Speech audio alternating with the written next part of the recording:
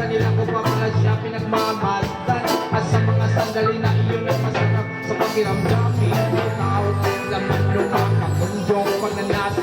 Ang dahilan kung bakit masarap lang itong mga sa kanya. At managinip ng gising, kunwari naglakas loob ako siya ay hindi tayo nag-umayag naman sa aking hindi. At sa bahay kami nagdyan. Huwag ka magkamumalis, please. Samahan mo ako sa aking pagtulog. Iyayakapin kita, pero walang umalis siya.